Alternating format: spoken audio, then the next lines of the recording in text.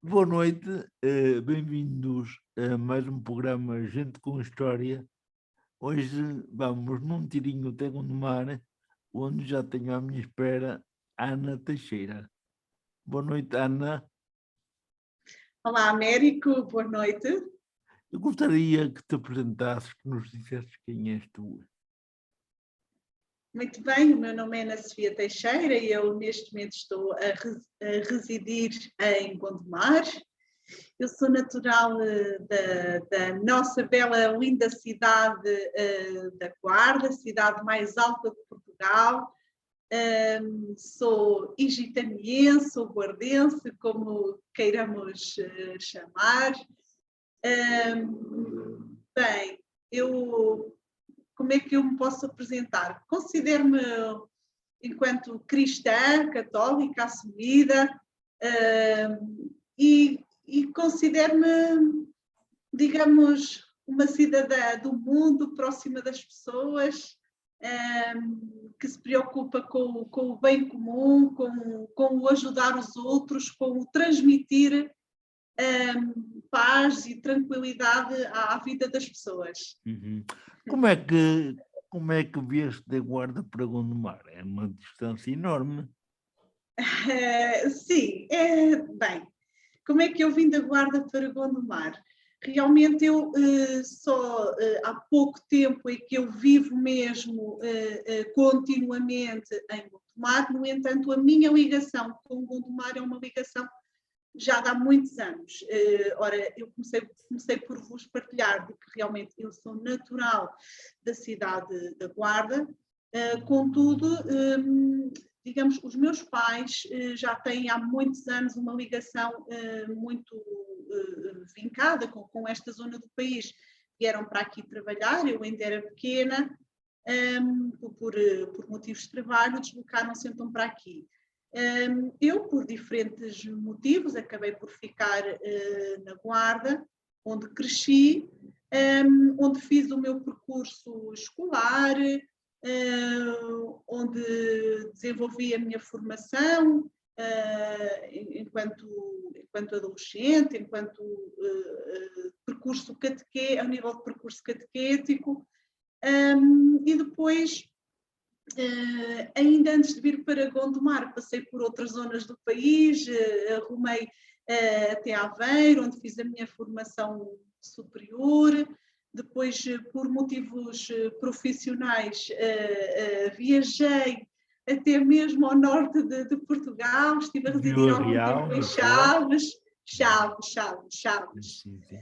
E realmente foi Chaves, esta linda cidade transmontana, plantada nas margens do rio Tâmega, que realmente me permitiu abrir portas, me permitiu alargar horizontes ao nível profissional. Eu estive, lá está, em Chaves a trabalhar, e depois então surgiu a oportunidade de me vir instalar em Gondomar, onde neste momento resido, tenho aqui a minha família, mas eu desloquei-me para aqui, mudei-me para aqui também por questões essencialmente profissionais. Foi juntar o útil ao agradável, mas realmente se eu tivesse que ir para outra zona do país trabalhar, teria ido, mas surgiu então a possibilidade de vir trabalhar para Gondomar, e vim com todo o gosto abraçar este novo projeto, esta nova etapa, e pronto. Em que área te formaste? Foi assim que eu vim parar a Gondomar. Sim? Em que área formaste? Ora, eu sou psicóloga, eu fiz a licenciatura em Psicologia e depois mestrado em Psicologia Clínica Clínica da Saúde na Universidade de Aveiro. Uhum. Digamos que na Guarda era muito mais difícil exercer qualquer atividade. Bem, eu realmente a minha formação profissional começou assim de uma forma mais extensiva por ser na Guarda. A minha primeira oportunidade de trabalho surgiu na Guarda.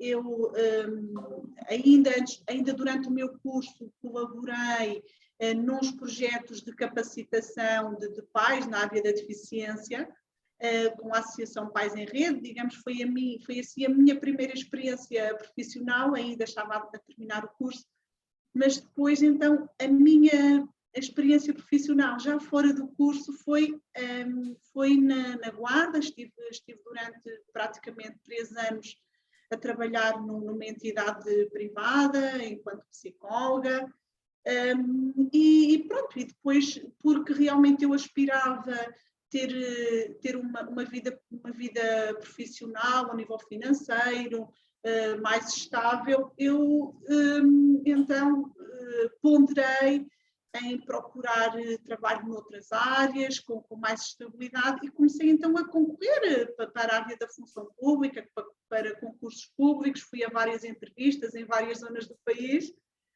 e pronto, realmente não surgiu essa oportunidade na Guarda, mas se tivesse surgido, tinha ficado por lá, assim como eu fui para Chaves de Guarda sozinha, para Chaves trabalhar, se fosse preciso, e é metafórico, mas se tivesse que ser verdadia, mas se fosse preciso ir de Chaves para Faro trabalhar, que é na outra zona, na outra ponta do país, teria ido, porque eu realmente... És uma mulher de extremos, não é? Tanto está não do é norte bem como de do sul, como do extremos. centro. Américo, eu não me considero uma mulher de extremos, eu considero uma mulher de lutar, de enfrentar os desafios e de realmente lutar pela minha ascensão profissional, pela minha independência financeira, pela minha realização e por realmente fazer dos problemas oportunidades. E se efetivamente eu tivesse que ir para outra zona do país, porque ali é que me surgia a oportunidade de trabalhar, eu iria com toda a certeza, porque para mim é muito importante eu ser autossuficiente, ser independente, ter a minha autonomia, a minha independência, a minha valorização profissional, e pronto, porque é para mim muito importante. Pronto. Olha, e como é que foi a tua experiência nos Pais em Rede? Os Pais em Rede, bem, eu gostei imenso, foi um trabalho que me valorizou, que me enriqueceu bastante. A Associação Pais em Rede é uma associação que trabalha na área da deficiência, especialmente na área da deficiência mental. Bem, e foi um projeto no qual eu ajudei não só na integração de pessoas com deficiência mental, na integração socioprofissional ou socioocupacional de pessoas com deficiência, através de um projeto,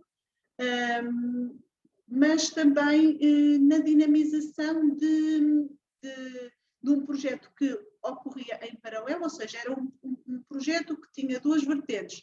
Uma que apostava na reinserção socioocupacional ou, se possível, socioprofissional de jovens com incapacidades cognitivas na sociedade, e, por outro lado, também a capacitação dos pais, das famílias, para apostarem no potencial dos seus filhos, dos seus familiares com deficiência.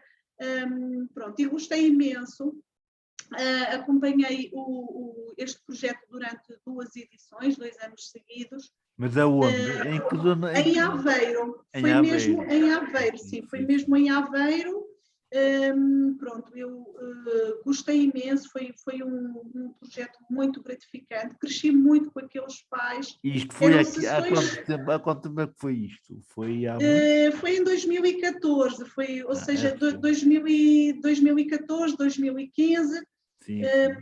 Pronto, em 2014 foi quando eu terminei o meu curso, em dezembro, quando eu defendi a minha tese, e foi de setembro a dezembro de 2014 e de setembro a dezembro de 2015. Eu creio que realmente, se a memória não me falha e se eu não estou aqui a fazer confusão, foi assim que aconteceu. Olha, tem uma novidade para ti, é que uma das próximas entrevistadas aqui, se não a próxima mesmo, vai ser a doutora Júlia Pimentel. Muito bem, conheço a doutora Júlia Pimentel, sim. Pronto, eu já se economizou. E, e pronto. Mas, oh, Ana, entretanto, eu sei que tu sofres de retinite pigmentar, isso é uma doença incapacitante, vai evoluindo ao longo dos anos. Tu foste perdendo a acuidade visual, digamos assim, agora já não vês nada? Eu, neste momento, Américo, ainda vejo alguma coisa, essencialmente vultos, sombras, já não consigo distinguir os rostos das pessoas, mas ainda consigo ver com alguma dificuldade algumas cores. E pronto, a minha doença é retinite pigmentar. Sim. Pronto, é uma doença, digamos que eu tenho mesmo tendência a perder A toda perder a visão. acuidade visual. Sim. E pronto, tenho vindo a perder a visão ao longo da vida. Assim, Olha, e como é que tens lidado com passa. Como é que tens lidado com esta realidade? Sendo uma doença Bem, progressiva, acredito que cria alguma ansiedade também, não? neste momento já não queria tanto, realmente reconheço que, olhando para há 10 anos atrás, comparando, eu consigo ter consciência de que vejo muito menos do que via há 10 anos atrás. Mas se, por exemplo, no início da minha adolescência eu tinha muita dificuldade em aceitar a minha doença, a minha deficiência, o facto de digamos, me consciencializar e aceitar, digamos, que um dia ia chegar, neste momento isso já não me assusta, porque claro que é bom ver o que vejo, claro que, digamos, pronto, valorizo ainda o facto de ver e me ajuda ainda a ter alguma acuidade visual para algumas coisas, mas eu cada vez mais faço a minha vida sem depender da visão. Eu consigo fazer tudo, fazer a minha vida toda, já sei me preocupar se vejo, se não vejo, se consigo ver ou se não consigo ver, porque cada vez mais eu vou perdendo a visão e me vou ambientando, adaptando. E estou consciencializada em termos emocionais de que um dia eu vou deixar de ver o que vejo. E portanto, eu acho que isto é um processo de aceitar e aceitarmos como somos, claro. E valorizarmos também as coisas boas que temos, digamos assim. Mas olha, esta tua deficiência é uma questão genética, é hereditária, aconteceu só a ti ou há mais familiares que têm este problema?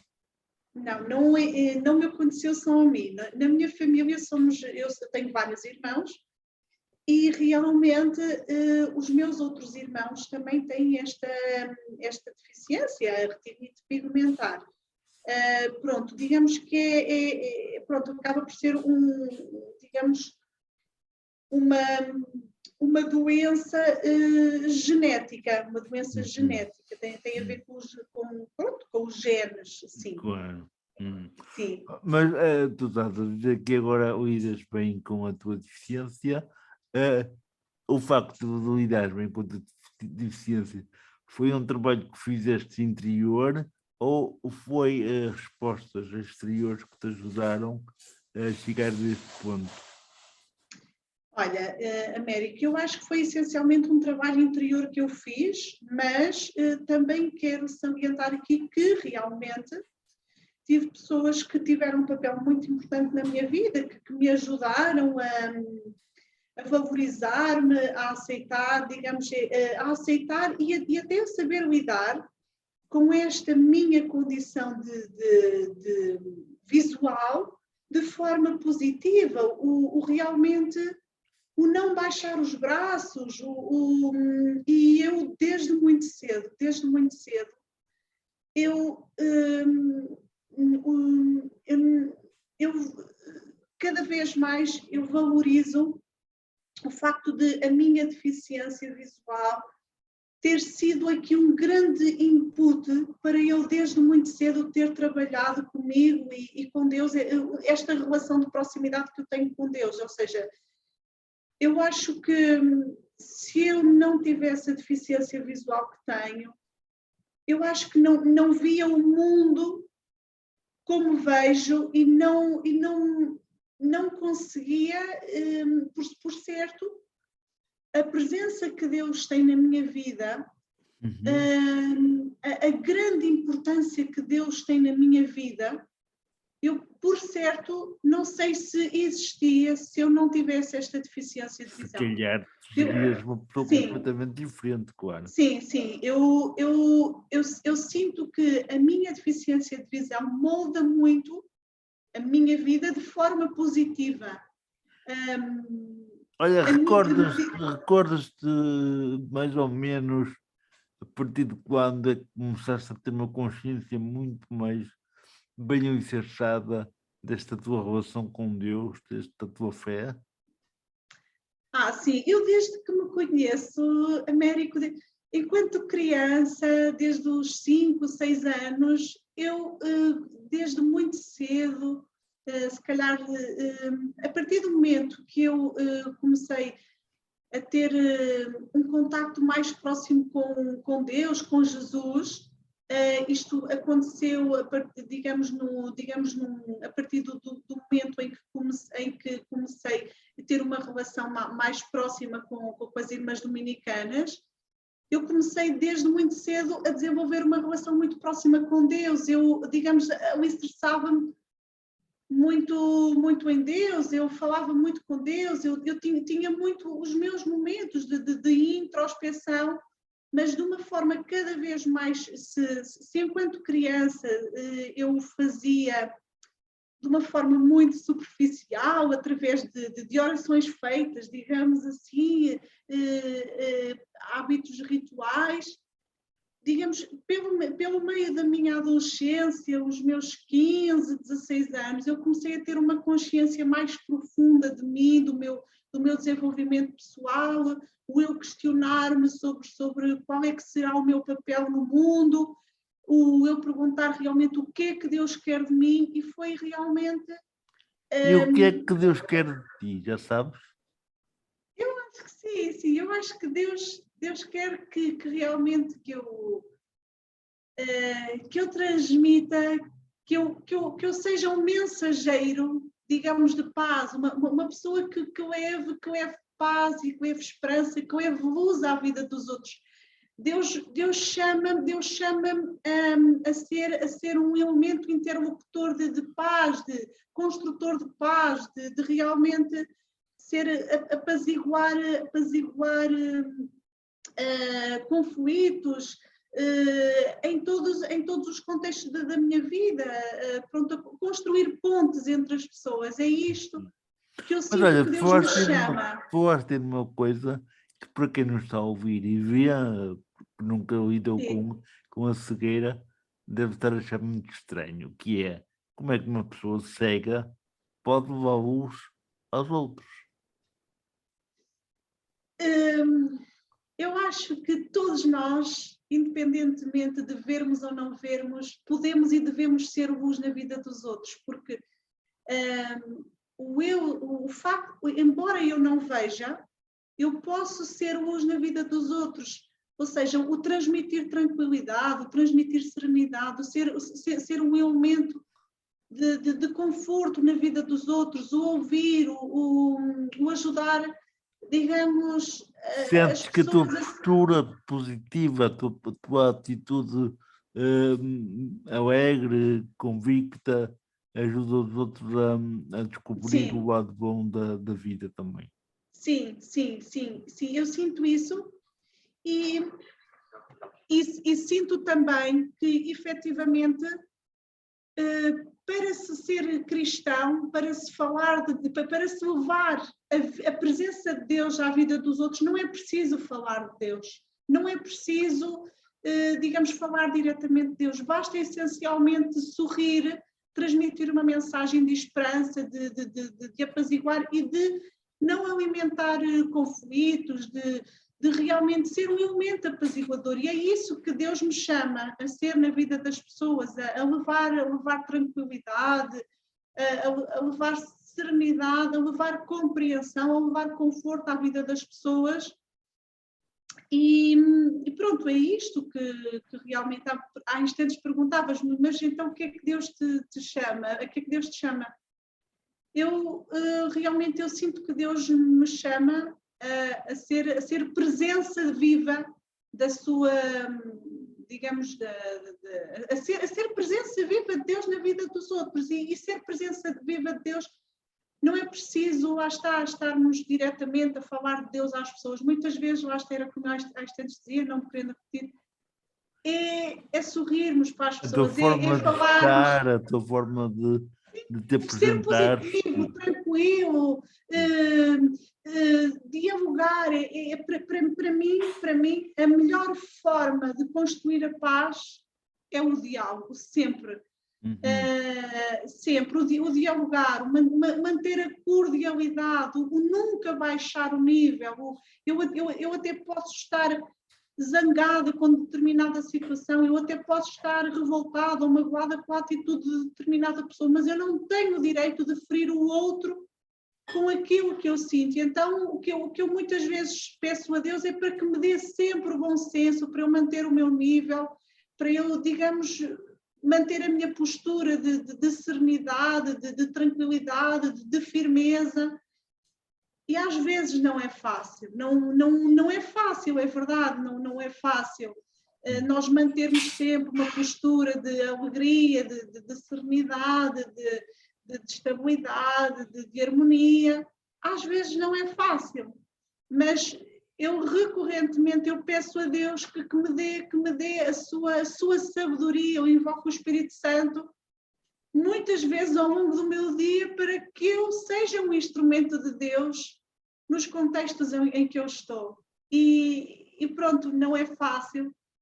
É um desafio que eu sinto recorrentemente, uns dias mais, outros dias menos, em alguns contextos mais, outros contextos menos.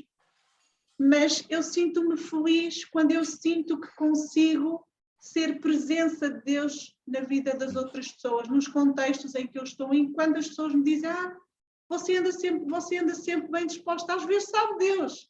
Claro, mas, depois. Sim, mas eu sinto-me feliz, assim, obrigada, meu Deus, por tu me ajudares a ser esta presença de alegria, de serenidade, de contágio, do amor de Deus na vida dos outros.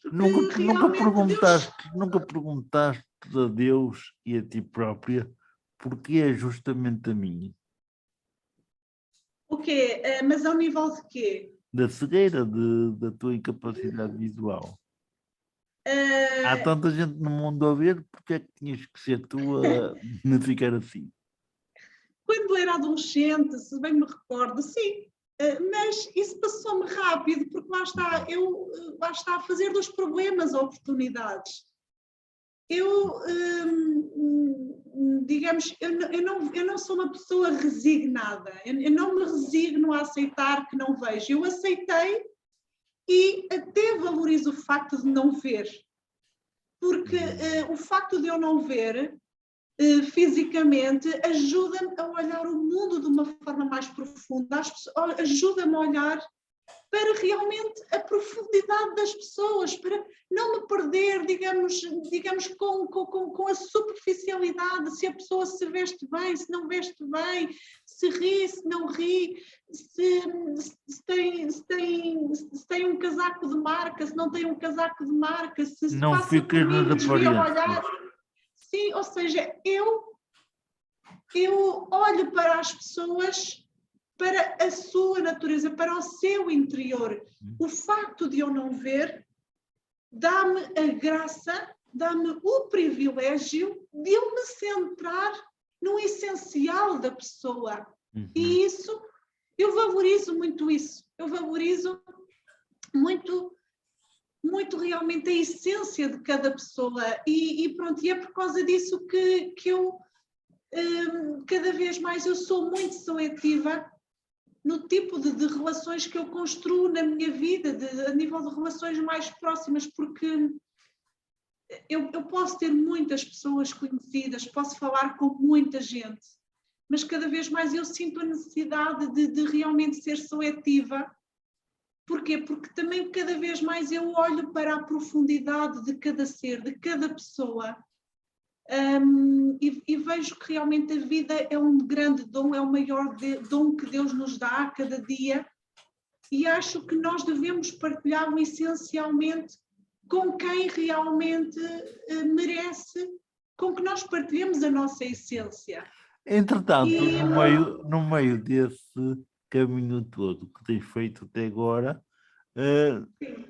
encontraste um serviço que se chama Serviço Pastoral da Pessoa com Deficiência. Como é que foi que isto aconteceu? Pescaram-te ou tu deixaste de pescar? Eu acho que fui eu que me pus a modo de ser pescada, porque realmente, pronto, eu há cerca de um ano atrás ouvi falar a uma pessoa, minha amiga, por quem tenho uma grande estima, um amigo meu, digamos, do Serviço da Pastoral da Pessoa com Deficiência, e achei interessante, Pastoral da Pessoa com Deficiência, que engraçado. É isto mesmo que eu procuro. Eu já desde há muito tempo que a minha, rebobinando, retrocedendo um bocadinho aqui a história, no nível do meu percurso de fé, eu já desde há muito tempo que sinto que Deus me chama a ter uma presença ativa na igreja, ou ter uma presença ativa a um nível de fé, digamos assim. Eu já durante os meus tempos de liceu, eu sempre expressei a minha fé, e especialmente então durante os tempos da universidade, eu expressava livremente as minhas convicções espirituais, as minhas convicções de fé, e pronto, e fui colaborando enquanto estudante universitária com a paróquia, com a diocese, e especialmente ao nível do Centro Universitário Fé e Cultura.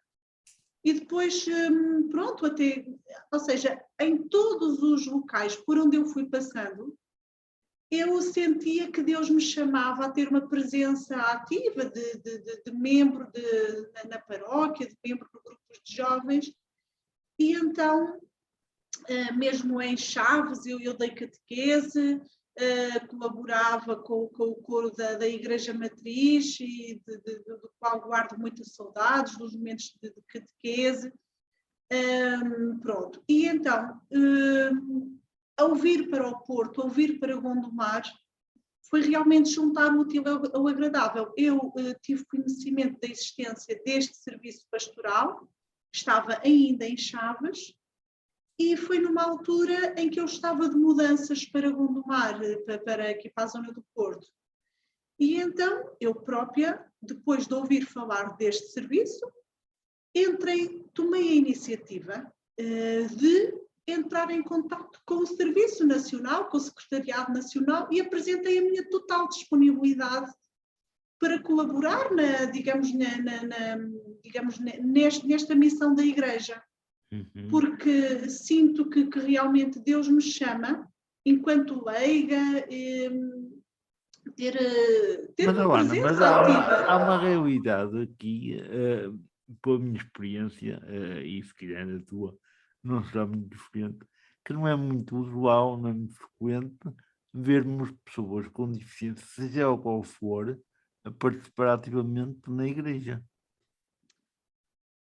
Sim, eu acho que há realmente algumas pessoas com deficiência, sim, que participam, e ainda bem, eu valorizo isso.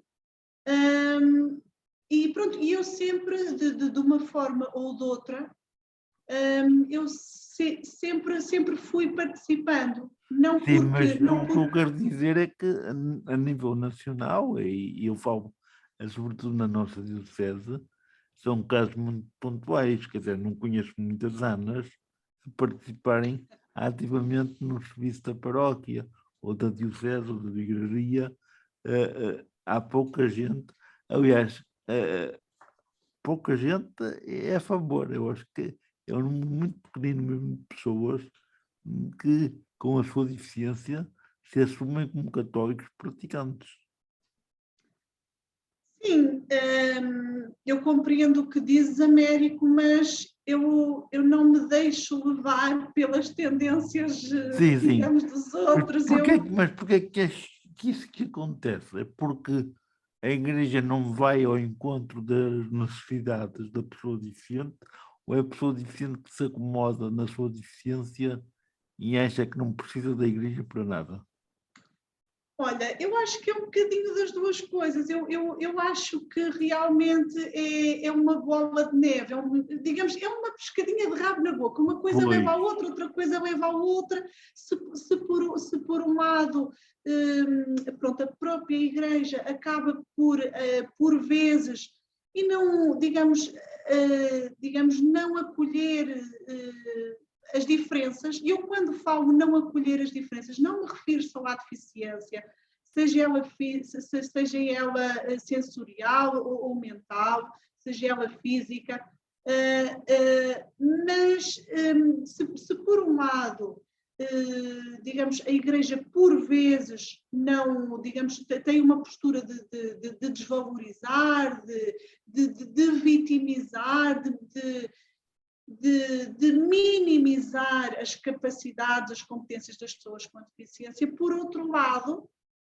acho que as próprias pessoas com deficiência, bem como também a população, digamos, que se sente, digamos, afastada, também muitas vezes são as próprias pessoas que se desintegram, que se afastam.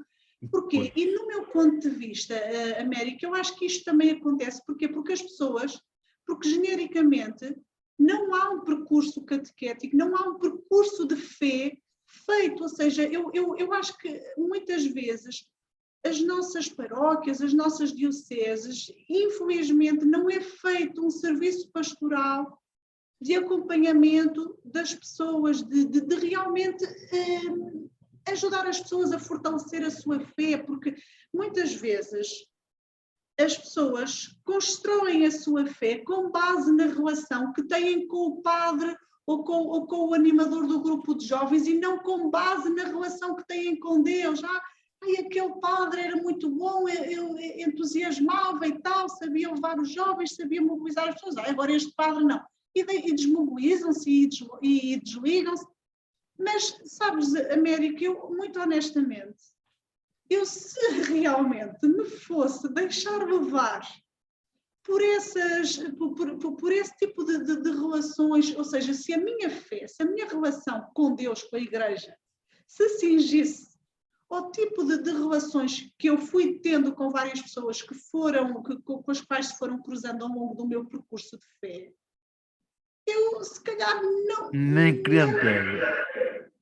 Não é nem crente era, mas crente acho que continuaria a ser. Eu se calhar, eu por certo não tinha, digamos, tinha-me afastado da igreja e tinha deixado de acreditar nesta igreja católica, porque realmente, pronto, digamos, colocava em causa, mas eu sou contra muitas coisas, digamos, associadas à igreja, mas a mim o que me move, o que me mantém ligada à igreja, digamos, não são os padres, nem as freiras, nem isto, nem aquilo, é a relação que eu tenho com Deus, que é inabalável. E eu acredito, digamos, neste Deus que é amor, que nos ama, que nos salva, que nos aceita independentemente daquilo que nós somos. E para mim, é isto que me sustém. Agora, eu também acredito numa igreja que é cada vez mais unida, que tem feito cada vez mais um caminho de inclusão, de integração.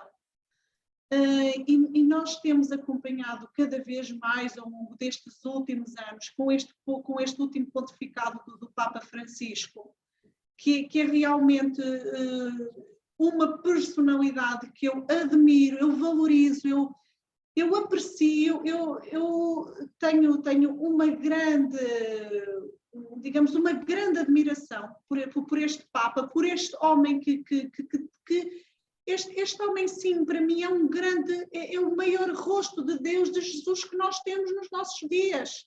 Sem dúvida. Ele tem feito reformas progressistas muito grandes para a igreja e é nesta igreja que eu me revejo. Pronto, e eu cada vez mais eu tenho orgulho em ser cristã, em ser católica, porque é neste Deus que eu acredito, neste Deus que o Papa Francisco evangeliza, que eu acredito. Pois, porque é engraçado que, e tu estás a frisar um ponto importante, porque já com o João Paulo II aconteceu muito isso, agora acontece muito mais ainda, de valorizar as minorias, as pessoas mais frágeis, aqueles que ninguém querem, mas o que eu acho interessante no meio disto tudo é que se nós olharmos para a nossa igreja em Portugal, temos movimentos de deficientes organizados como o caso de Fé e Luz, que são pessoas com deficiência cognitiva, que à partida seriam eles que teriam mais dificuldades em estar em igreja, e em contrapartida são aqueles que têm uma presença mais assídua à igreja. A igreja adaptou-se à realidade da pessoa com deficiência cognitiva. Ao contrário, não acontece muito isso com a deficiência física, com a deficiência auditiva, com a deficiência visual, com muitas outras deficiências. Este carinho, esta ligação com a deficiência cognitiva é muito acentuada. Achas que foi um trabalho que vem de trás, que foi muito bem feito por quem pegou nele, ou é a pessoa com deficiência cognitiva que cativa o olhar do pastor, cativa o olhar da comunidade e que se faz próximo nestas comunidades?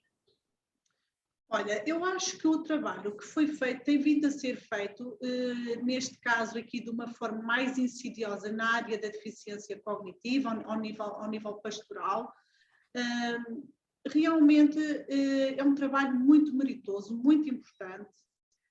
Eu valorizo bastante. Agora, é preciso fazer mais. É preciso integrar,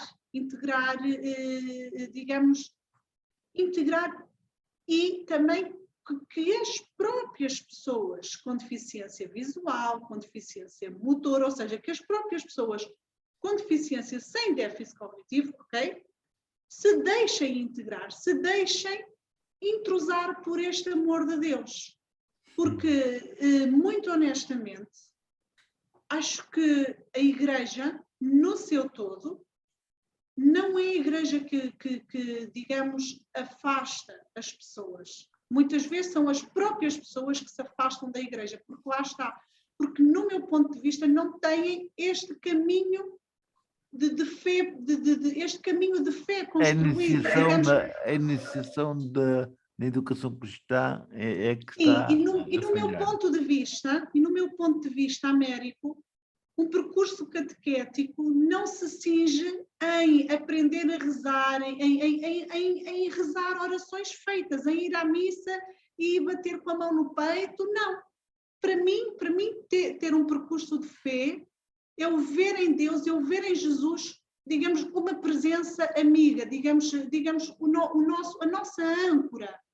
Nós percebermos que realmente nós somos pessoas tão válidas como outras. Não é pelo facto de eu ter uma deficiência de visão que sou menos válida que os outros. Pronto, eu acho que por vezes as próprias pessoas com deficiência afastam-se. Pronto, é assim. Realmente há necessidade de se trabalhar aqui, de se quebrarem barreiras arquitetónicas, designadamente para as pessoas com mobilidade reduzida, o criar os espaços mais acessíveis, haver realmente aqui uma sensibilização para que as pessoas das equipas paroquiais consigam realmente atender às necessidades de uma pessoa com deficiência visual quando se dirige a um espaço de culto, a uma igreja, tentarem ajudar. Mas eu acho que, acima de tudo, também temos que ser nós, pessoas com deficiência, membros de sensibilização. Digamos, eu falo por mim, eu fui para Chaves sozinha, digamos, Américo, fui eu que peguei, que pus mãos, pus peso ao caminho e fui e procurei, peço desculpa, procurei saber onde é que é o parque, onde é que era a paróquia e apresentei a minha disponibilidade para colaborar. Ou seja, eu não fiquei à espera que fossem os outros a integrar-me, porque eu também Mas eu acho sempre... que também é aí que reside um bocado a dificuldade, ou seja, tu foste ao encontro, mas a maioria das pessoas com deficiência não vão, ficam parados, mas é engraçado, se calhar vou ser um bocado mal interpretado no que vou dizer, mas um deficiente motor, uma pessoa com mobilidade reduzida, quando gosta muito de uma coisa, vai. Se quiser ir ao restaurante, vai. Se quiser ir a um café, vai. Ou Isso. vai. E não se importa com os obstáculos. Mas a igreja, nem que seja um degrauzinho, já é um degrau muito grande. Isto tem muito a ver também com a nossa falta de cultura cristã. A nossa falta de cultura é com aquilo que nós priorizamos na nossa vida. Eu, por exemplo, para mim, Américo, eu priorizo muito a minha relação com Deus. Eu consigo, para mim é importante no meu dia a dia eu ter uma relação próxima com Deus. Agora, eu não rezo o terço todos os dias. Eu, digamos, não rezo, digamos, não. Olha, orações feitas raramente, digamos, faço, digamos, orações de culto, digamos, sozinha. Agora, em comunidade, sim, sou capaz de fazer, mas para mim a maior e a melhor oração é eu sentar-me diante de Deus e falar com Deus assim como estou a falar contigo aqui nesta conversa. Eu falar um com Deus. contacto de amigos. Porque para mim Deus não é uma instância superior ou longínqua. Para mim Deus está dentro de mim. Para mim Deus está comigo, faz parte de mim, está sempre comigo. Então, para mim Deus conhece melhor que eu mesma. Então eu falo com Deus tudo aquilo que Deus conhece melhor que mim mesma, por isso Deus realmente está sempre comigo, então eu sinto necessidade de falar com Deus, porque falar com Deus é falar comigo mesma.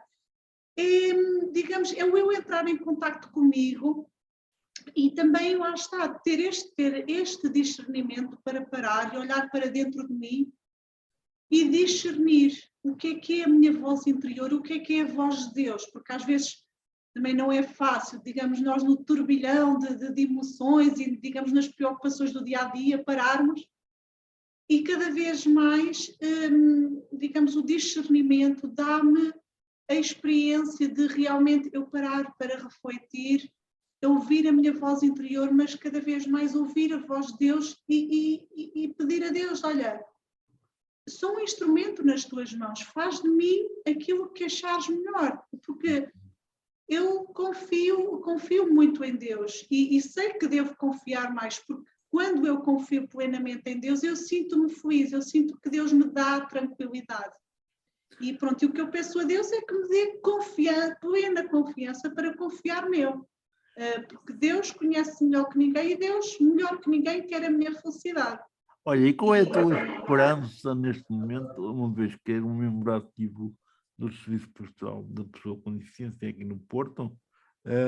Quais são as tuas perspectivas e a tua esperança de que este Serviço Pastoral possa desenvolver atividades que mude estas atitudes da população deficiente, porque mais do que integrar, porque isto integrar é relativo, é criar na própria pessoa deficiente a necessidade de procurar mais.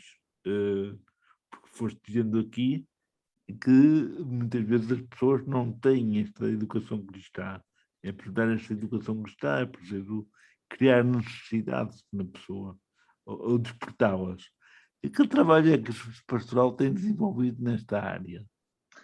Olha, Américo, acima de tudo, eu digamos, pronto, faço parte de uma equipa, somos 6 pessoas, creio que estou a contar bem, e somos uma equipa heterogénea, com pessoas de várias áreas, e realmente eu tenho a plena consciência de que não vou mudar o mundo, de que não vou fazer da Diocese do Porto a diocese mais inclusiva, que vai tudo, digamos que as pessoas cegas, que as pessoas com mobilidade reduzida vão todas a correr para a igreja, não.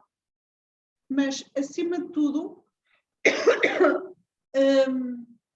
para mim o que é importante é lançar sementes, é quebrar barreiras, é mudar mentalidades. E é muito difícil nós mudarmos mentalidades.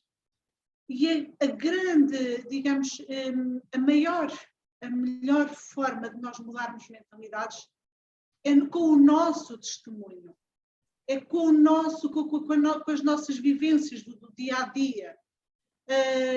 Porque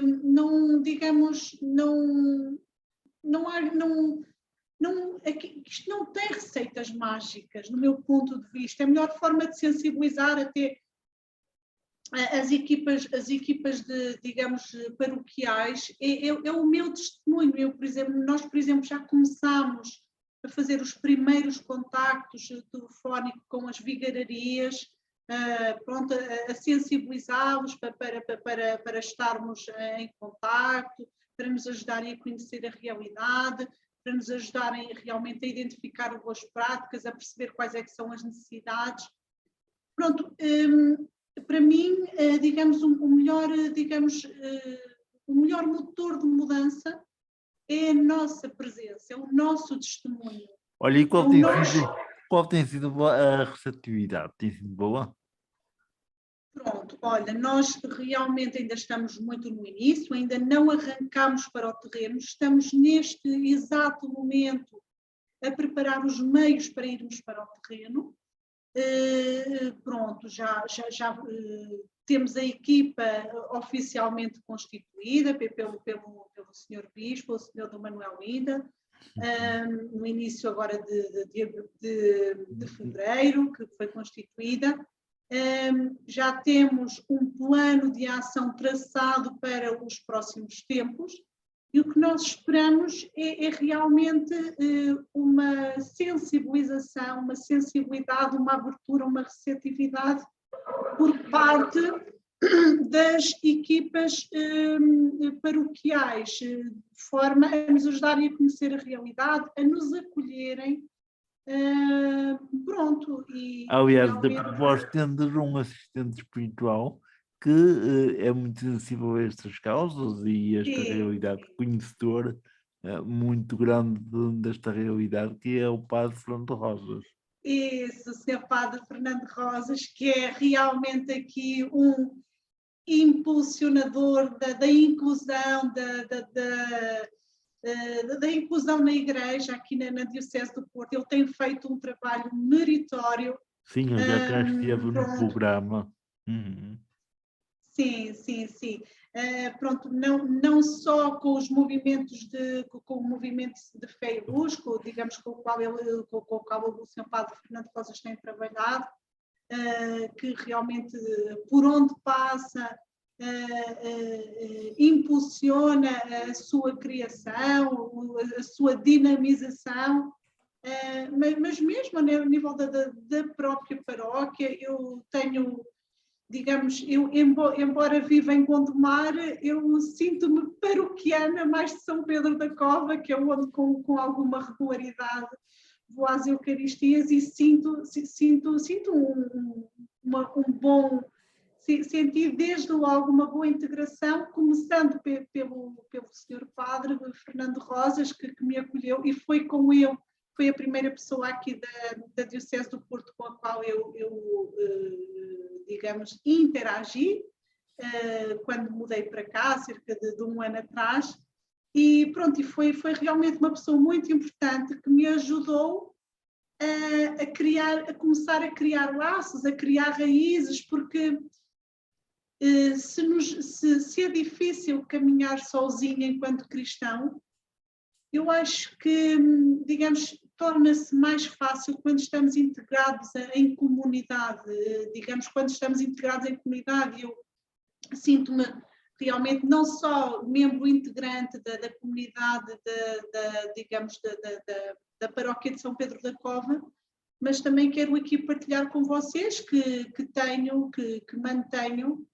que tenho vindo a construir ao longo dos anos, especialmente nos últimos anos, uma relação de muita mais proximidade, nos últimos anos, com a comunidade digamos, dos missionários da Verbo Dei, que têm cá a comunidade no Porto, em Aveiro e também em Lisboa, que também me têm ajudado muito neste percurso de fé, neste percurso de desenvolvimento pessoal, mas também nesta relação com Deus, que me tem ajudado muito, digamos assim. E pronto. Ultrapassando a pandemia, Deus permita que isso aconteça, o que pensas que o serviço pastoral aqui na Diocese do Porto, além da sensibilização das paróquias, das vigararias, quais são os passos mais imediatos que vocês pensam dar para continuar a trabalhar, sobretudo com a população que estamos a falar, com as pessoas deficientes? Bem, eu acho que digamos, o anseio desta equipa, deste serviço pastoral, é efetivamente ir ao encontro das paróquias, ir ao encontro das pessoas com deficiência e digamos, potenciar as pessoas com deficiência, porque eu também, me parece a mim que por vezes as próprias pessoas com deficiência, digamos, se metem à margem da igreja, digamos assim, porque acham que não têm nada para dar, porque acham que não têm nada para acrescentar. E realmente, pronto, há uma certa tendência para a igreja, digamos, não é a igreja, é algumas pessoas da igreja, desvalorizar, digamos, minimizar as capacidades, as competências, digamos, das Mas pessoas isso com não acontece só com a igreja, acontece com a sociedade em geral. Quem não aparece... Lá está. Lá está, a igreja é só mais uma das áreas envolventes da sociedade, Américo. Exatamente. Pronto, mas pronto, no meu ponto de vista é essencialmente capacitar as pessoas no meu ponto de vista, para mim, o que é importante é sensibilizar, digamos, as comunidades paroquiais para a integração das pessoas com deficiência e capacitar as próprias pessoas com deficiência a terem uma presença ativa, ou seja, o dar-lhes empoderamento, digamos, o ajudar, incitar as pessoas a acreditarem nelas, no potencial que elas têm. Como é que se pode fazer isso em massa? Porque assim, trabalhar um a um é um bocado difícil. Trabalhar em grupo talvez seja mais fácil. Olha, por causa disso é que eu acho que é muito importante nós construirmos uma relação de estreita proximidade com as vigararias, e é isso que nós pretendemos, trabalhar com cada vigararia, digamos, sensibilizarmos, digamos, irmos mesmo de dar testemunho, digamos, digamos o quão pode fazer a diferença numa comunidade paroquial a integração das pessoas com deficiência. Porque realmente, se nós olharmos bem, Américo, Jesus, as passagens bíblicas retratam muitos episódios da vida de Jesus com pessoas com deficiência. Aliás, é um quinto dos evangelhos que falam sobre isso. Olha, eu pronto, não me atreveria a dizer, a apontar assim uma estimativa, porque não tenho esse conhecimento. Mas olha que são muitos quadros. Mas são imensas passagens bíblicas, são imensos episódios da vida de Jesus que nos reportam para realmente para a presença da deficiência, da debilidade na vida da igreja. Pronto, e Jesus nunca olhou para a pessoa com deficiência, para o cego, para o surdo, para o paralítico, como o coitadinho, não. Jesus realmente pegava na incapacidade que aquela pessoa tinha, na deficiência que aquela pessoa tinha, para aumentar o seu potencial, para mostrar às pessoas, para mostrar ao seu povo, o verdadeiro poder que ele tinha digamos, de curar, de Aliás, transformar a vida das pessoas. Eu aproveitava muito aquilo que era a incapacidade das pessoas para as capacitarem.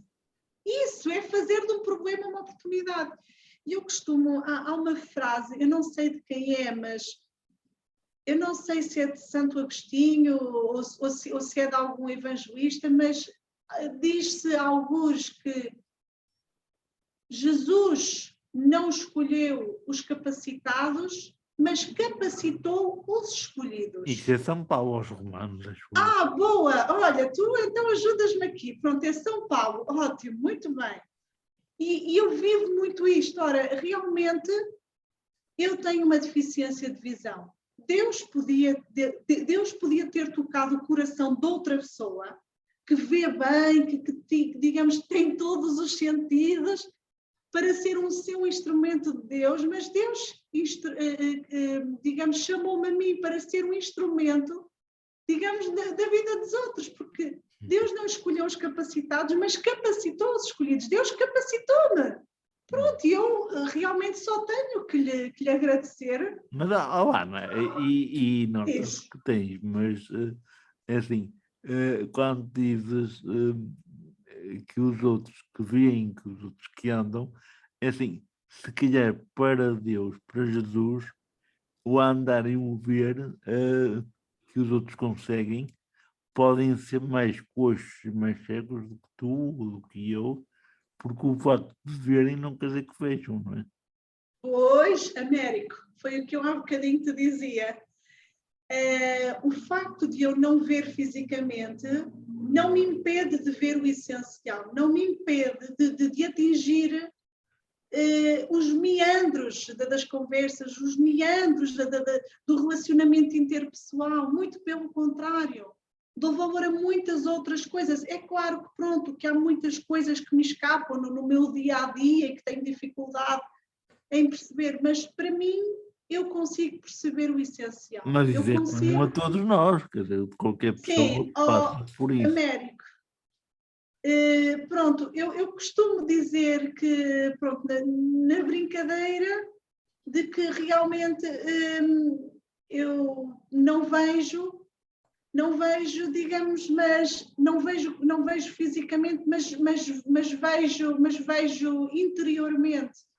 E há uma frase muito bonita do príncipezinho que diz: o essencial é invisível aos olhos. E é realmente neste essencial que a minha vida se sustém, é no essencial, digamos, não é na superficialidade, não é no supérfluo das coisas, é no essencial das coisas que a minha vida se sustém. E honestamente eu acho que o facto de eu não ver, digamos, me faz com que eu tenha mais esta sensibilidade. Digamos que com essa sensibilidade que tu tens e olhando ao curso que tiraste, pronto, tudo isto vale o que vale, até que ponto teres sido formada na área da psicologia clínica te dá mais valia também, juntando isso à fé, para ajudar as pessoas a se sentirem capacitadas? Ora, realmente, Américo, eu, como é que eu ia dizer? Eu sinto que a essência que eu tenho, a natureza que eu tenho, a maneira de ser que eu tenho, é muito congruente com a minha profissão.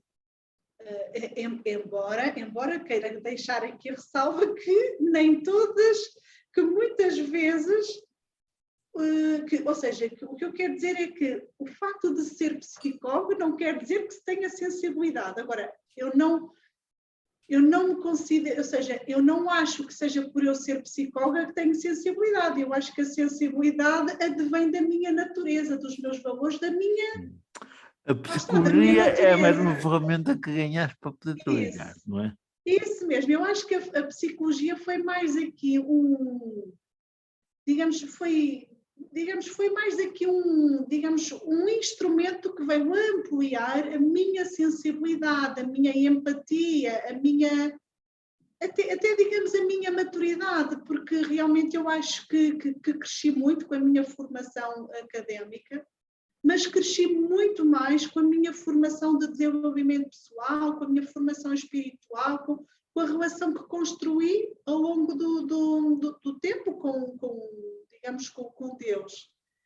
Mas sim, a minha formação académica é importante, sim, mas eu acho que a minha sensibilidade advém mais da experiência das experiências que fui adquirindo ao longo da minha vida, do percurso que tenho vindo a fazer em vários, contextos, e não tanto ao nível da formação académica que fiz. Mas tens notado que tem ajudado na relação com o outro a ajudar o outro a sentir-se capacitado, a valorizar-se.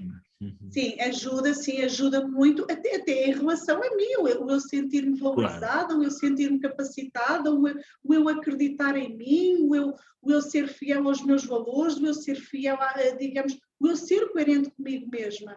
E olha, sim, ajuda imenso a capacitar os outros, sim, mas eu acho que, acima de tudo, Américo, o meu combustível, digamos assim, para eu conseguir levar capacitação aos outros, a minha formação académica é importante, sim, mas lá está. A fé é melhor, é mais a minha fé, a fé realmente é aqui o grande catalisador, digamos assim. Mas, Ana, e nós realmente às vezes desvalorizamos muito o nosso percurso a nível da nossa fé, porque não alimentamos, porque não fortalecemos, e quando andamos por ela, estamos mais cegos do que um cego. Em contrapartida, aqueles que valorizam a sua fé, que fortalecem, que alicerçam bem a sua fé, conseguem ir sempre mais longe. Tenho notado também que tem-se criado no nosso país, não só cá, mas sobretudo no nosso país, movimentos, associações que visam realmente promover a pessoa com deficiência junto da Igreja. Portanto, estou a falar do grupo de católicos cegos ou de cegos católicos, estou a falar do Serviço Pastoral da Pessoa com Deficiência, estou a falar de algumas outras instituições de cariz cristã que o fazem. Isto tudo está a surgir um bocado assim em catadupa. Achas que esta atividade é fruto de uma maior consciencialização da importância que assume a fé na vida de cada homem, ou é fruto da necessidade que a Igreja também sentiu de chegar a toda a gente? Olha, eu acho que é um bocadinho das duas. Eu acho que é o juntar, ou seja, eu acho que o facto de a Igreja cada vez mais nos últimos anos ter adotado, ter tido cada vez mais esta consciência de integrar estas minorias, e quando eu falo de integrar as minorias não me refiro só à deficiência, refiro-me, por exemplo, ao nível da orientação sexual, refiro-me, por exemplo, também, digamos, à consciência de que a Igreja percebeu de que tem que acompanhar os tempos modernos, digamos, as tendências, digamos, da sociedade, designadamente também ao nível de integrar as pessoas divorciadas. Eu acho que, pronto, o facto de a Igreja, enquanto instituição, ter, digamos, tomado uma postura mais de integração, designadamente na área da deficiência, isto também faz com que as próprias pessoas com deficiência se vão sentindo mais integradas, se vão sentindo cada vez mais aceites, ou seja, vão sentindo vontade de realmente quererem se aproximar, ou seja, começam-se a sentir mais identificadas com esta igreja que acolhe. Eu acho que realmente, como é que eu ia dizer? Eu acho que o Papa Francisco, digamos, tem sido um rosto muito presente de uma igreja integradora, de uma igreja inclusiva. Eu acho que esta presença que o Papa Francisco tem incutido, e que é uma presença modular, é um exemplo para toda a igreja a seguir, ajuda a que se vão abrindo portas ao nível das dioceses, ao nível de cada país, ao nível de cada diocese, a replicar esta mensagem que vai chegando, digamos, por parte desta figura suprema, digamos, da Igreja Católica, que é o Papa Francisco. Eu acho que também vai havendo progressivamente uma abertura cada vez mais,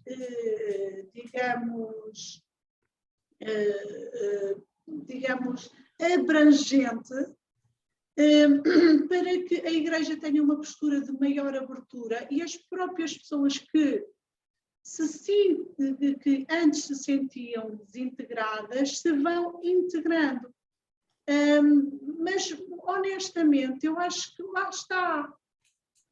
Muitas vezes, eu acho que também eram as próprias pessoas que se desintegravam, que se excluíam. Eu também acho. Sim, eu acho isto, porque, mas agora cada vez mais, com esta voz mais ascendente de uma igreja integradora que o Papa Francisco tem preconizado, acho que as pessoas vão se congregando, as minorias vão se congregando. Não é que antigamente a igreja afastasse das pessoas. Acho que as próprias pessoas é que se afastavam porque não se sentiam integradas, digamos assim. Pronto, e realmente em algumas situações havia sim uma certa atitude de afastamento, pronto. Sim, eu senti isso na pele, mas também é uma questão de persistir, não é? Sim, lá está. Eu acho que é, acima de tudo, uma questão de nós, enquanto cristãos, nos mantermos fiéis àquilo que é a nossa relação com Deus e não àquilo que é a nossa relação com o padre ou com o sacristão ou com o catequista. Isso não é muito vincado na população em geral. Não é só os deficientes. Qualquer pessoa tem que ter uma relação muito próxima com o padre, senão já não se sente chamada à igreja. Qualquer pessoa diz, o padre não me cativa e não vem. Isto não é próprio do deficiente, é de qualquer pessoa. Isso mesmo. Sim. Mas, Ana, nós estamos na reta final da nossa conversa e há um aspecto que eu gostaria de chamar aqui à Alissa, que é a Jornada Mundial da Juventude. Em termos de serviço pastoral, da pessoa com deficiência daqui da nossa diocese, está pensado alguma atividade, algum tipo de sensibilização das paróquias, das vigararias, para levar à jornada pessoas com limitações, com dificuldades físicas ou cognitivas, ou isso ainda está muito embrionário e ainda é muito difícil mobilizar? As paróquias estão fechadas, estão abertas? Já temos alguma sensibilidade, algum feedback para perceber qual é o campo em que vos moveis? Porque assim, 2023 está à porta e é necessário que se pesque, que se vá ao encontro das pessoas que estão escondidas, porque a maior parte dos deficientes não estão expostos, estão fechados, estão ou em casa ou em algumas instituições e não aparecem na sociedade em força. Que tipo de ações é que o Serviço Pastoral da Pessoa com Deficiência, na nossa Diocese, e agora aqui falo na nossa Diocese em particular, pensa desenvolver para podermos levar a cabo esta árdua missão de proporcionar a estas pessoas esta grande experiência de encontro com outros jovens do mundo inteiro, para poderem realmente, eu estou a falar agora na área da deficiência em particular, para poderem realmente ver que nós, somos corpo do mesmo corpo de Cristo, nas horas boas, nas horas más, nas horas de alegria, nas horas de festa, em todos os momentos da nossa vida. Olha, Américo, antes de mais, não querendo fugir à tua questão, porque vou responder, mas deixa-me só aqui fazer uma pequena observação. Eu não concordo em completo digamos, com algo que disseste aqui, de que as pessoas com deficiência estão escondidas. Eu discordo disso porque realmente acho que cada vez mais a deficiência é uma realidade muito presente na sociedade. E se antigamente era muito escondida, havia muita vergonha, e ainda há, verdade? Eu acho que cada vez mais a deficiência está presente no dia a dia, está presente em todos os contextos, seja ao nível social, seja ao nível cultural, seja ao nível associativo, seja ao nível laboral. Eu acho que cada vez mais a pessoa com deficiência tem um papel mais presente na sociedade. Agora, claro que... Desculpa interromper-te aqui, porque eu acho bem que tu discordes, mas eu gostaria de confrontar com uma realidade. Há poucos anos atrás, para uma década, foram feitos censos na igreja. Aqui na minha paróquia e em paróquias vizinhas, não havia deficientes assinalados. Olha, Américo, se me permites, eu acho que eu arrisco-me a dizer que todas as paróquias deste país têm pessoas com deficiência. Eu sei que têm, mas porquê é que eles não aparecem sinalizados? Sabes porquê? No meu ponto de vista, é porque realmente, muitas vezes, não há, digamos, um papel de integração, ou seja, as próprias famílias, olha, vamos por partes. Se falamos ao nível da deficiência sem ser mental, a própria pessoa com deficiência, digamos, por vezes, não se sente parte integrante da igreja. Concordo. Ao nível cognitivo, ainda há uma certa tendência para que as próprias famílias, digamos, não integrem as pessoas com deficiência na vida pastoral, na vida paroquial. Mas, realmente, Américo, eu acho que a deficiência está presente na nossa sociedade e cada vez mais ao nível também da igreja.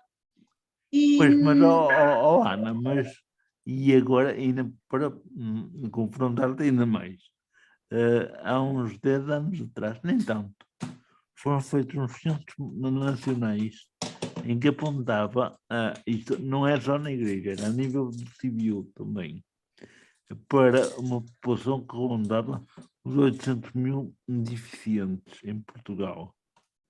Isto peca por muita escassez, por muito pouco número, porque 800 mil pessoas com deficiência está muito aquém da realidade. Sim, eu compreendo-te. E onde é que estão os outros? Olha, realmente, vamos É que só aqui não foi a igreja que fez, foi a sociedade civil que também fez o... Pois, sabes,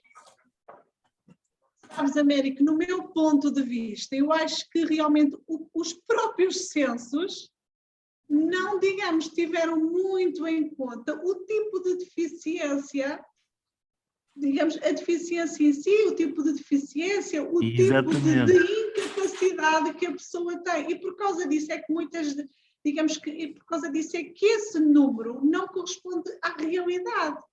Porque não houve um levantamento exaustivo da realidade, e não havendo um levantamento exaustivo, não se pode fazer um retrato real. E pronto, e eu acho que, digamos, tal vai-se refletir e reflete ao nível das dioceses.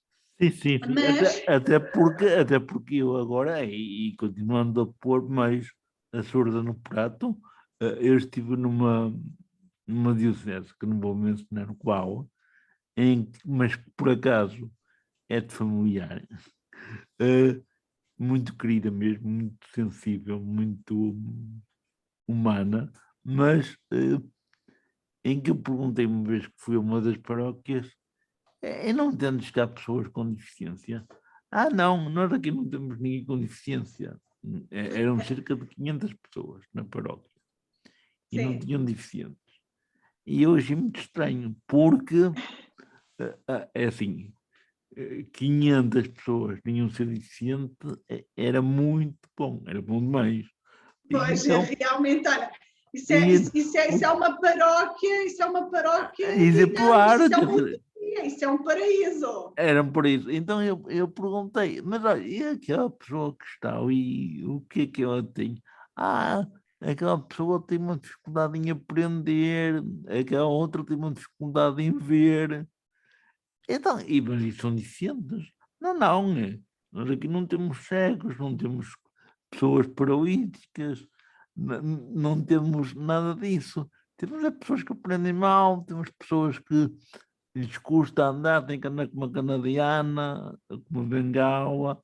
Quer dizer, só quem não fazia nada é que era considerado deficiente. Quer dizer, os outros que conseguissem ver um bocado, andar o que é, já não eram deficientes. Então os mentais, só se fossem muito profundos, porque se fossem ligeiros, não eram deficientes, tinham alguma dificuldade em aprender.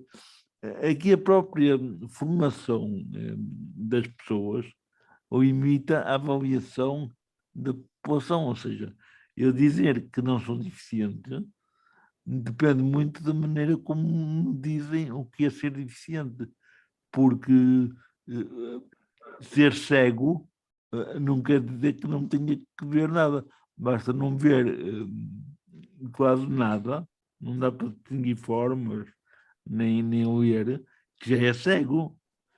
E muitas vezes as pessoas não associam a cegueira assim. Por eles, o não ver bem, o ver mal, não é sinónimo de ter qualquer deficiência visual. Pronto, eu sei que se nós fôssemos dizer que todas as pessoas que veem mal eram deficientes visuais, agora quase todos éramos, não é? Mas quem não vê bem tem qualquer deficiência visual. Olha, Américo, eu, como em tudo na vida, eu consigo olhar para as coisas de um lado positivo. E vou-te dizer porquê. Porque em relação a essa situação, acho essa perspectiva até construtiva, até positiva, porque se conseguem ver na pessoa potencial, digamos, ela digamos, não tem uma deficiência, ela vê um bocadinho mal. Ou seja, não rotular, não categorizar, não... eu acho que isso acaba por ser positivo, porque não é, digamos, eu acho que por vezes o dizer, eu não costumo dizer, eu não gosto de dizer deficiente, a pessoa deficiente, não, é a pessoa com deficiência, que eu tenho uma deficiência, pronto, mas realmente o que eu quero dizer, e já lá vamos à questão que me colocaste, que eu ainda não me esqueci, é que realmente, Américo, eu acho que a deficiência está cada vez mais presente no nosso dia-a-dia, e acho que não há necessidade de termos este rigor de categorizar, tem uma deficiência. Acima de tudo, há que valorizarmos, há que potenciarmos em cada ser humano, em cada pessoa, as suas potencialidades, sim, mas Ana, as suas capacidades. Isso depois engana as estatísticas. Mas, Américo, sabes, eu honestamente... Estou aqui a provocar-te, não é? Porque... Sim, mas eu gosto destas provocações, mas olha... A minha vida não é viver para os números. Epá, eu acho que, acima de tudo, o que é importante é nós aproveitarmos o potencial de cada ser humano, de cada pessoa, e não estarmos tão preocupados em categorizar se tem baixa visão, se tem cegueira total, se digamos, se tem mobilidade reduzida, se é surdo-mudo. Para mim, acima de tudo o que é importante, e acho que é isto que Deus nos chama, que é isto que Jesus nos desafia, digamos, fomentarmos em cada pessoa as suas capacidades, as suas potencialidades. Porque, pronto, acho que devemos olhar para o ser humano, para cada ser como um ser único, para cada pessoa como um ser irrepetível e que tem valor. Digamos assim, não é a deficiência que me define, é o meu potencial, são as minhas características, são os meus valores, é o meu testemunho que me define, não é a minha deficiência. Sim, mas, Ana, as pessoas às vezes dizem, olha, fulano de tal... passa a vida numa cadeira de rodas e faz muito mais do que eu que até ando. No fundo, aqui também mostra que a pessoa valoriza a pessoa que tem limitações, mas que, por outro lado, consegue contornar as limitações com outras capacidades que tem. Américo, eu para valorizar as capacidades, as potencialidades de uma pessoa, eu não preciso de assumir ou de a categorizar como uma pessoa com deficiência. Eu tenho que olhar para o seu potencial, perceber realmente quais é que são as suas capacidades e aproveitá-las ao máximo. Pois, eu sei que é Por exemplo, olha, imagina, se uma pessoa, digamos, é boa a música, vamos aproveitar. Se uma pessoa canta bem, vamos aproveitar. Independentemente ou não de se ter uma deficiência. Não, mas eu sei que é assim, mas a quem nos está a ouvir, e muita gente pensa assim, não é? Diz, olha, aquele é cega, mas até consegue falar bem, aquele é coxo, mas até consegue fazer coisas que eu não consigo. Essa mentalidade ainda está muito presente, quer dizer, ou é o ceguinho, entre aspas, que faz tudo, ou é o ceguinho coitadinho, percebes? Olha, Américo, eu realmente, pronto, claro que fico contente das pessoas valorizarem, digamos, o meu potencial, de reconhecerem as minhas qualidades, mas eu não faço o que faço, eu não sou como sou, digamos, para agradar a A, B ou C, eu sou como sou porque sou assim, porque sou eu mesma. Mas tu já lá atrás disseste, se calhar se eu não fosse cega, se calhar não era a pessoa que sou. Sim, eu digo mesmo, eu se não tivesse a deficiência visual que tenho, eu não tinha a vida que tenho, eu não me sentia, por certo, até tão feliz como eu me considero que sou. Eu passei a vida a provocar-te, mas não queria agora deixar ficar em claro a pergunta que te pus da JMJ. Sim, e vamos então à questão que me colocaste, porque Para realmente já falamos encerrar, aqui sim. sobre muitas outras coisas que são realmente importantes. Mas pronto, questionavas-me então realmente quais é que são as nossas intenções enquanto Serviço Pastoral da Diocese do Porto ao nível das Jornadas Mundiais da Juventude. Pronto, eu há bocadinho comecei por vos partilhar realmente de que nós ainda estamos no início, a desbravar caminho, ainda estamos num contacto preliminar aqui com as vigararias, mas claro que sim, que temos, que faz todo o sentido, que faz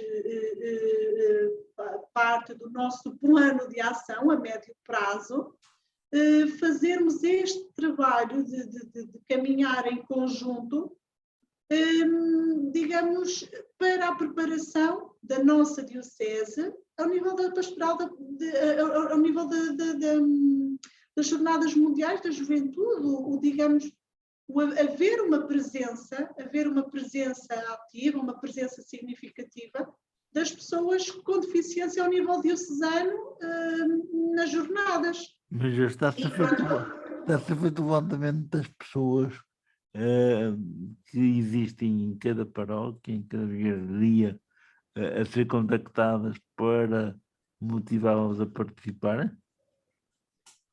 Isso lá está, isso faz parte do nosso trabalho que estamos a fazer, realmente o percebermos que tipo de atividades é que são, em que tipo de atividades é que as pessoas com deficiência estão integradas, qual é que é o papel que elas têm e também promover aqui a participação delas, o envolvimento ao nível das jornadas, digamos assim, ao nível de preparação, ou seja, haver aqui uma presença significativa da pessoa com deficiência na organização dos movimentos que se vão organizando ao nível diocesano, ao nível de cada paróquia, porque cada vigararia, digamos assim, ou cada arciprestado, como queiramos designar, tem os seus movimentos e claro que a nossa postura é sempre de estes movimentos estarem abertos, estarem receptivos à integração das pessoas com deficiência que se queiram associar. Mas eu acho que lá está, parte muito da própria pessoa com deficiência em se deixar absorver por esta onda de integração que a Igreja tem vindo a criar. Ana, eu agradeço-te imenso todo este teu contributo. É óbvio que muita coisa poderia ser dita ainda mais, muita coisa ficou por dizer, mas eu acho que o essencial foi abordado. Não sei se algum aspecto ficou por dizer que tu achasses importante, porque eu acho que é importante. Se não for o caso, eu daria por encerrada a nossa conversa de hoje e agradecia-te realmente a tua presença entre nós e que quer o serviço em que estás agora envolvida, o serviço pastoral, consigam realmente dar frutos na nossa diocese. Olha, América, eu é que agradeço realmente este convite. Para mim foi um grande gosto e obrigada também pelo teu trabalho que fazes, digamos, com este tipo de entrevistas.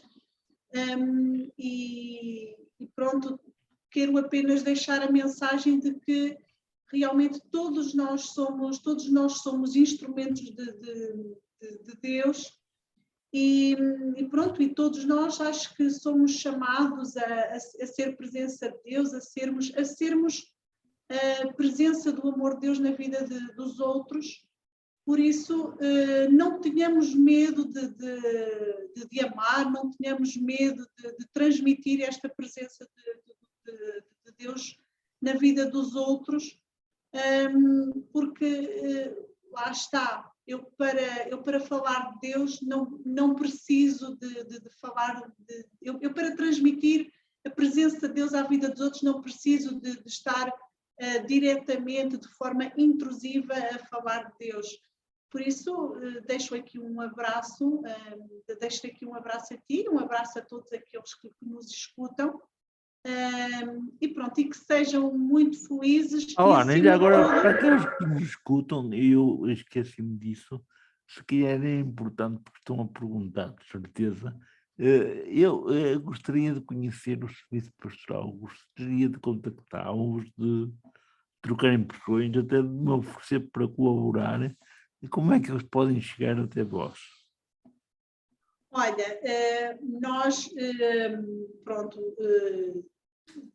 temos um canal de comunicação da Diocese, e pronto, iremos oportunamente divulgar os nossos canais de comunicação, mas nós estamos totalmente receptivos a que as pessoas queiram colaborar connosco, até através das suas paróquias, porque lá está, todos nós somos chamados a construir uma igreja mais inclusiva. Mas já tens algum canal na Diocese em que possa ser visitado, que possa... Estamos a tratar disso, Américo, estamos a tratar disso. Obrigado. Mas pronto, para terminar, realmente quero mesmo só deixar esta mensagem, especialmente nestes tempos difíceis que correm, com estas notícias angustiantes que vamos recebendo. Acima de tudo, que sejamos construtores de paz nos nossos contextos, no nosso dia a dia, porque a guerra, digamos, a paz, digamos, não se pede só para os cenários onde são lançadas bombas e mísseis há realmente cenários de guerra física, mas a paz, todos nós somos desafiados a construir no nosso dia-a-dia, nos nossos contextos, na nossa família, nos nossos relacionamentos, por isso que todos nós sejamos construtores de paz e sejam felizes. Obrigada, Américo.